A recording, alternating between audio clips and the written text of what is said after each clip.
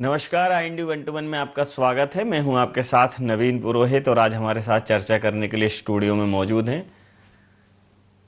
मध्य प्रदेश कांग्रेस के वरिष्ठ नेता, भारत जोड़ो यात्रा के योजना एवं समन्वय प्रभारी श्री सुरेश पचौरी जी। पचौरी जी, आपका IND 24 में बहुत बहुत स्वागत है। बहुत धन्यवाद। पचौरी जी, यात्रा का जो नाम था भारत जोड़ो, इसको लेकर बहुत सवाल उठाए गए। भारतीय जनता पार्टी ने पूछा, उन्हें तो समझ में ही नहीं आ रहा है कि आखिर भारत को जोड़ने की जरूरत कहाँ महसूस हो रही है। देखिए नवीन जी, पिछले कुछ सालों से देश में एक ऐसा वातावरण बना कि धर्म के नाम पर, जाति के नाम पर, भाषा के नाम पर, संप्रदाय के नाम पर लोगों को जुदा करने की कोशिश की जा रही है और इस सब के पीछे राजनीतिक उद्देश्य है। लेकिन भारत जोड़ो यात्रा का भी अपना एक उद्देश्य है। एक तो ये कि देश की जो ज्वलंत समस्याएं हैं उनका समाधान खोजना जरूरी है। देश के सामने जो चुनौतियां हैं उनका सामना करना जरूरी है और देश में भाईचारा बना रहे ये सुनिश्चित करना बहुत जरूरी है। जो आम समस्याएं हैं उनमें महत्वपूर्ण है बढ़ती हुई महंगाई, बढ़ती हुई बेरोजगारी, बिगड़ती हुई कानून व्यवस्था और साथ ही जो अलगाव की स्थिति पैदा हो रही है, प्रेम और सद्भाव बिगड़ रहा है, नफरत के बीज बोए जा रहे हैं। ये एक ऐसी बातें हैं जिन पर चिंतित होना स्वाभाविक है। इन उद्देश्यों को लेकर के देश की ज्वलंत समस्याओं का समाधान खोजा जाए, चुनौतियों का सामना किया जाए और भारत में एकजुटता रहे, भारतवासी एक रहें, नेक रहें, इसके मद्देनजर ये भारत जोड़ो यात्रा प्रारंभ की गई है। जी, जिस प्रकार से इसी प्रश्न को जब राहुल गांधी जी से पूछा गया तो उनसे प्रश्न ये पूछा गया था कि आखिर क्यों ये रास्ता चुना उन्होंने।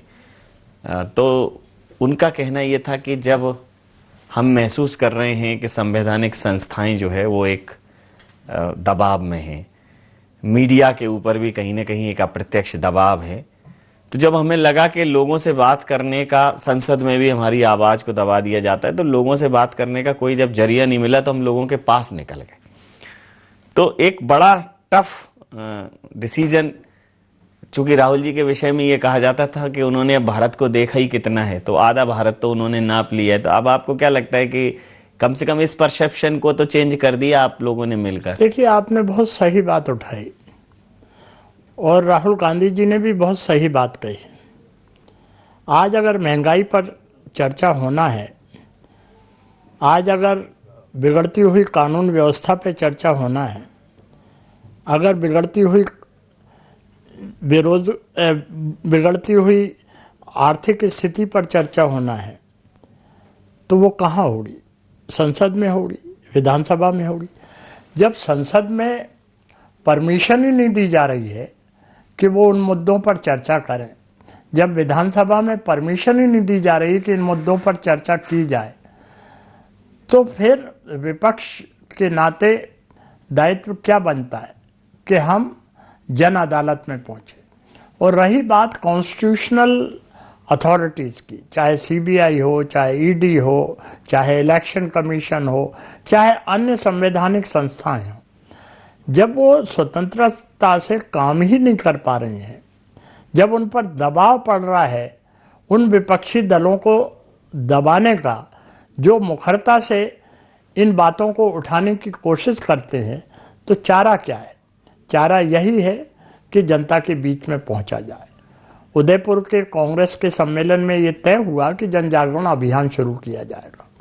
राहुल गांधी जी ने फैसला लिया कि इस अभियान के तहत वो एक पदयात्रा पर निकलेंगे और उसके पीछे मकसद ये होगा, थीम ये होगी कि भारत को जोड़ के रखना है। भारत कैसे तोड़ा जा रहा है? भारत ऐसे तोड़ा जा रहा है कि अलग अलग जाति के लोगों को उनके बीच में धर्मांधता उभार कर दूर किया जा रहा है। ये इससे देश को बचाना है। एक और इस बात को लेकर आप बड़ा मतलब इसको हास्य का विषय बनाया जा रहा है कि भाई यात्रा तो चल रही है महाराष्ट्र में, यात्रा चल रही है मध्य प्रदेश में, और गुजरात में चुनाव है, तो चुनाव में तो यात्रा गई नहीं, और हिमाचल में चुनाव थे वहां तो यात्रा गई नहीं। तो इस प्रश्न को और पूछा जा रहा है कि जहां चुनाव है वहां यात्रा क्यों नहीं ले जा रहे हैं आप? देखिए, ये तो एक रूट तैयार हुआ था कन्याकुमारी से कैसे कश्मीर पहुंचा जाए जी। रही बात जो चुनावी राज्य हैं वहां यात्रा जाने का, तो रूट जो तय हुआ उसके आधार पे ये चुनाव के मद्देनजर यात्रा नहीं हो रही है। रूट तैयार जैसे किया गया उसके मद्देनजर हो रही। लेकिन महत्वपूर्ण बात है, राहुल गांधी जी ने स्वयं कहा कि इस भारत जोड़ो यात्रा को राजनीतिक चश्मे से नहीं देखना चाहिए। इसमें आदित्य ठाकरे भी आ रहे हैं, इसमें सुप्रिया सुले भी आ रही हैं, इसमें जन आंदोलन से जुड़े हुए कई सोशल ऑर्गेनाइजेशन के लोग भी प्रश्न था मेरा कि इस यात्रा में जो तमाम सामाजिक संगठन, अन्य राजनीतिक दल, सांस्कृतिक गतिविधियों से जुड़े हुए लोग, साहित्य जगत से जुड़े हुए लोग आ रहे हैं, तो मतलब इसके लिए बड़ी प्लानिंग की गई होगी। कैसे? प्लानिंग की बात नहीं है, चाहे वो सामाजिक संगठन के लोग हों, चाहे बुद्धिजीवी हों, चाहे साहित्यकार हों, चाहे कवि हों। संपत सरल जी का क्या वास्ता इस यात्रा से, लेकिन वो आए, और कई बुद्धिजीवी लेखक आए। राजगोपाल जी का क्या वास्ता था इससे, लेकिन वो आए। इसके अतिरिक्त कई जन आंदोलन से जुड़े हुए लोग आए। अब इसको संयोग कहें या प्लानिंग कहें, चूंकि अंदर की बात तो आपको ही मालूम होगी कि जब राहुल जी ने कहा कि जब मैं साउथ में था तो इस यात्रा के रिस्पांस को देख के बहुत ही मेस्मराइज थे, वो कह रहे थे, लेकिन महाराष्ट्र में आए तो और रिस्पांस और हाई था। और मध्य प्रदेश में उन्होंने कहा कि मध्य प्रदेश में एंट्री करते ही उन्होंने बोला कि मध्य प्रदेश को मैं ए ग्रेड देता हूं, A+ ग्रेड देता हूं। और फिर यहां तो राजगोपाल जी भी आए, तो यहाँ बॉलीवुड की हस्तियां भी आई, अन्य लोग भी आए। फिर यहाँ जनजाति समाज के जो महापुरुष हैं उनके दर्शन हुए, महाकाल के दर्शन हुए। बहुत विविधता, मतलब 13 दिन में राहुल जी के तमाम रूप लोगों ने देखे। तो हालांकि आलोचना हुई, लेकिन आप उनकी इस वर्सेटिलिटी को, उनकी इस विविधता को किस तरीके से देखते हैं? देखिए, संविधान दिवस 26 नवंबर को रहा, यात्रा मऊ पहुंची। उन्होंने संविधान निर्माता भारत रत्न अंबेडकर जी की प्रतिमा पर जाकर आदरांजलि दी, और उसके बाद वहीं उन्होंने जनसभा को भी संबोधित किया। टाटिया मामा की जन्मस्थली बड़दा अहीर में भी वो गए, जो भील आदिवासी जननायक के रूप में जाने जाते हैं। जैन मुनि प्रज्ञा सागर जी के यहाँ भी आशीर्वाद लेने के लिए गए। माँ नर्मदा का पूजन करने के बाद वो ओमकारेश्वर में जाकर उन्होंने शिवजी के भी दर्शन किए, आराधना की। और महाकाल में जो उन्होंने किया उससे लोग अचंभित हो गए। महाकाल में अभिषेक करने के बाद उन्होंने साष्टांग प्रणाम किया। जो महाकाल की पूजन अर्चन की वो पूरी शास्त्रोक्त विधि से की, और साष्टांग प्रणाम करके उन्होंने नंदी जी को प्रणाम करके थोड़ी देर का ध्यान किया। और उस समय लग रहा था कि एक तपस्वी के रूप में राहुल गांधी दिख रहे हैं। राहुल गांधी यही बात राजनेता के रूप, यही कमलनाथ जी ने भी कहा एक चर्चा के दौरान, जब यात्रा समापन का दौर था। उन्होंने कहा कि राहुल गांधी जी को धर्म और आध्यात्म का जो ज्ञान है वो ज्ञान अच्छे खासे राजनीतिक दलों में, और खासकर जो हिंदुत्व का दंभ भरते हैं उनमें नहीं होगा, चाहे तो वो शास्त्रार्थ कर लें। तो उनकी इस बात को लेकर भारतीय जनता पार्टी बहुत हमलावर है कि भाई राहुल जी क्या जाने धर्म और शास्त्र और ये सब चीजें। तो अब चूंकि आप तो, हालांकि आप बहुत लंबे समय से उनके साथ हो, लेकिन इन 13 दिनों में तो क्षण प्रति क्षण आप साथ थे और चीजों को बहुत नजदीक से देख रहे थे। तो क्या वाकई में धर्म और अध्यात्म के विषय में उनकी जो सोच है वो बहुत गहन है? देखिए नवीन जी, राहुल गांधी जी उस गांधी नेहरू परिवार की विरासत है जिस परिवार ने इस देश को आज़ादी दिलाने में एक महत्वपूर्ण भूमिका अदा की है। लेकिन पंडित जवाहरलाल नेहरू का डिस्कवरी ऑफ इंडिया देख लीजिए, जब आप वो पढ़ेंगे तो लगेगा कि पंडित नेहरू को भारतीय परंपरा के बारे में कितना ज्ञान रहा और साथ ही आध्यात्म का भी कितना ज्ञान रहा। जब बात इंदिरा जी पे आती है तब भी आप देखिए रुद्राक्ष की माला गले में है, जिस ढंग से वो पूजन अर्चन करती थी लोगों को लगता था कि पूरा विधि विधान से कर रहा है। यहाँ तक कि श्रीमती सोनिया गांधी जी भी समय समय पर महाकाल आई। जगतगुरु शंकराचार्य जी स्वामी स्वरूपानंद जी के जन्मोत्सव में आई तो जिस ढंग से उन्होंने पूजा की, कई पंडित अचंभित हो गए, दंग हो गए कि ये कितनी आस्था के साथ विधि विधान से कर रहे हैं। तो ये परिवार प्रचार और दिखावे के लिए पूजन अर्चन नहीं करता है। ये परिवार लेकिन उनकी इस आस्था मन से धार्मिक आस्थावान परिवार है। उनकी इस आस्था को, गांधी परिवार की आस्था को, खासकर राहुल जी को ये कहा गया कि ये जो है ये अवसरवादी जो है वो आस्था वाले व्यक्ति हैं। जिस प्रकार का अवसर होता है उस प्रकार की इनकी आस्था होती है। ऐसा नहीं है। जब बद्रीनाथ केदारनाथ के दर्शन करने राहुल गांधी जाते हैं तो पैदल जाते हैं। जब वैष्णो देवी के दर्शन करने जाते हैं तो हेलीकॉप्टर से नहीं जाते हैं, पैदल जाते हैं।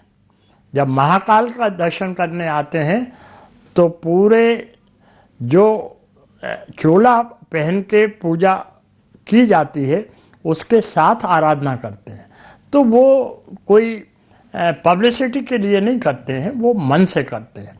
और इस परिवार में आज मैं आपको बता रहा हूँ कि जो नवरात्रि की पूजा होती है पूरे 9 दिन की, वो भी पूरे विधि विधान से होती है। और ये परंपरा पंडित जवाहरलाल नेहरू से प्रारंभ है जो अभी तक बरकरार। जी, ये जैसे जिस प्रकार से आपने कहा कि चूंकि प्रचार प्रसार की भूख नहीं है, इस यात्रा के दौरान राहुल जी ने ये बात भी कही कि देखिए मैं यात्रा में जब लोग मेरे साथ चलते हैं तो मैं उनसे बहुत ज़्यादा बात नहीं करता हूँ, क्योंकि मैं लोगों से बात करने आया नहीं हूँ। मैं यात्रा के जो प्रति दिवस का जो समापन होता है तो एक ब्रीफिंग स्पीच समझ लीजिए, तो 10-15 मिनट का एक वो क्लोजिंग स्पीच देते हैं, उसमें भी इससे ज़्यादा नहीं बोलते। ये खुद उन्होंने टाइमिंग भी कोट की उन्होंने कहने जी। तो ये बोलते नहीं है यात्रा में और चलते हैं, तो उससे क्या अभिप्राय था उनका?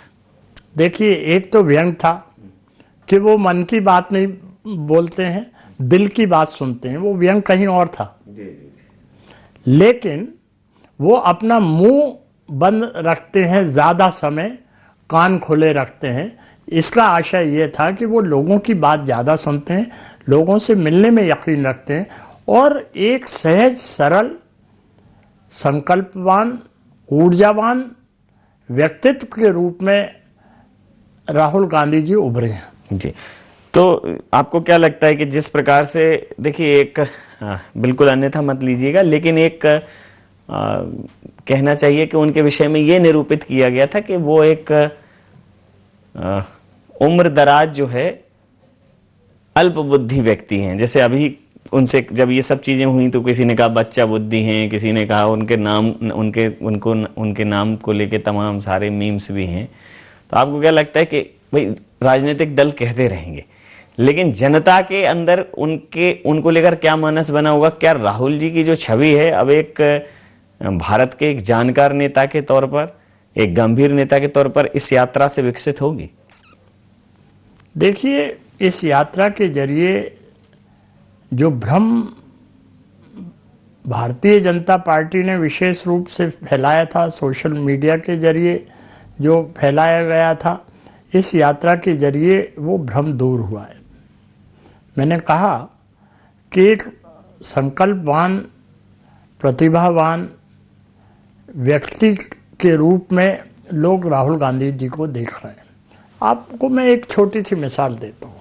कभी आपने कल्पना की थी कि एक गांधी नेहरू परिवार का व्यक्ति कंटेनर में सोएगा, जिस कंटेनर में रेल की बोगी जैसे सोने की व्यवस्था है? कभी आपने कल्पना की थी कि राहुल गांधी आम यात्रियों के साथ वही भोजन करेगा जो दूसरे कर रहे हैं? कभी आपने कल्पना की थी कि राहुल गांधी सुबह 6 बजे शार्प पदयात्रा प्रारंभ करके जब तक 24-25 किलोमीटर की शाम 6:30 बजे तक पदयात्रा पूरी नहीं होती तब तक लगातार करेगा? कभी लोगों ने कल्पना की थी कि राहुल गांधी, यद्यपि उसको अपने पैर के घुटने में भी तकलीफ कई वर्षों से है, बाकी भी है, बगैर रुके हुए अपनी पदयात्रा जारी करेगा? तो राहुल गांधी जी को एक दृढ़ प्रतिज्ञ, संकल्पवान नेता के रूप में लोगों ने देखा है। लेकिन वो ऐसा क्यों कर रहे हैं? वो ऐसा इसलिए कर रहे हैं कि जब देश की समस्याओं को उठाने के लिए संसद में अवसर नहीं मिल रहा, जब लोकतंत्र के चारों स्तंभों को प्रभावित किया जा रहा है किसी न किसी रूप में, आप मेरा संकेत समझ रहे हैं, प्रेस के जरिए जो बात उठनी चाहिए थी किसी वजह से, आपकी इच्छा भले ही हो लेकिन नहीं उठ पाती है, जुडिशरी को प्रभावित करने की कोशिश की जा रही है, कॉन्स्टिट्यूशनल अथॉरिटीज़ को प्रभावित करके विरोधी दल को दबाने की कोशिश की जा रही है। ये बात मैं क्यों बोल रहा हूँ? मैं भी डीओपीटी में मिनिस्टर रहा हूँ। जब ये कॉन्स्टिट्यूशनल अथॉरिटीज़ के अपॉइंटमेंट होते हैं थ्रू एसीसी, तो उसके बाद एक्सपेक्ट ये किया जाता है कि वो कॉन्स्टिट्यूशन के दायरे में काम करेंगे, किसी के प्रभाव में काम नहीं करेंगे। लेकिन क्या हो रहा है? सीसी पे नज़र दौड़ाइए, सीबीसी पे नज़र दौड़ाइए, उसके बाद सीबीआई पे नज़र दौड़ाइए, ईडी पे नज़र दौड़ाइए। मैं लांछन नहीं लगा रहा, उनकी अपनी भी कुछ मजबूरियां नज़र आ रही हैं। तो निष्पक्षता से जो इन्हें काम करना चाहिए, संविधान के दायरे में जो इन्हें काम करना चाहिए, वो नहीं हो पा रहा है। तो एक और गंभीर आरोप है कि भारत जोड़ो यात्रा में जो है वो लोग जरूर दिखाई देते हैं जो जिसको बीजेपी ने उन्हें टुकड़े टुकड़े गैंग कहा है। हालांकि किसी भी कानूनन कहीं ये प्रमाणित नहीं हुआ है कि वो टुकड़े टुकड़े गैंग हैं या राष्ट्र विरोधी गतिविधियों में संलिप्त है। बीजेपी किसको क्या कह रही है ये बीजेपी का विषय है। प्रश्न ये है कि देशवासी किसको क्या समझ रहे हैं। और इस भारत जोड़ो यात्रा में जो अपार जन समर्थन मिल रहा है वो इस बात का प्रतीक है कि वहां जो लोग आ रहे हैं वो आए हुए लोग आ रहे हैं, लाए हुए लोग नहीं आ रहे। ये आए हुए आ रहे हैं, लाए हुए नहीं आ रहे, ये पूछना पड़ेगा, क्योंकि भीड़ जुटाना वर्तमान समय में बड़ा टफ हो गया। मतलब प्रधानमंत्री 6 बजे से, हाँ, प्रधानमंत्री की सभाओं में कई बार खबरें ऐसी आती हैं भाई भीड़ नहीं जुट पाई, थोड़ा लेट हो रही है, या सभा में आई नहीं भीड़, बड़ी बड़ी सभाओं का ऐसा। तो चूंकि आप प्लानिंग में भी थे, कोऑर्डिनेशन में भी थे, तो क्या भीड़ भी प्लानिंग का हिस्सा थी? नहीं, अपने आप लोग सड़क के किनारे रहते थे, जिस गांव से गुजरते थे वहां लोग आते थे और हर विचारधारा के लोग खड़े दिखते थे। अगर आप वहां की वीडियोग्राफी देखें तो आप पाएंगे कि सब लोग राहुल गांधी के प्रति सम्मान व्यक्त करते हुए और उसके इस भगीरथ अभियान में शामिल होने के लिए खड़े हुए। तो ये जो 13 दिन का जो लोगों ने रोड शो देखा, राहुल जी का जो जुलूस देखा, कुछ ऐसे अनछुए पहलू जो कई बार ऐसा होता है, अब चूंकि यात्रा में आप तो 24 घंटे थे, तो यात्रा तो 7, 8, 10 घंटे ही लोगों के लिए दृश्यमान थी, बाकी समय तो कई बार ऐसा होता होगा कि यात्रा के बाद तमाम प्रकार की बातें होती होंगी।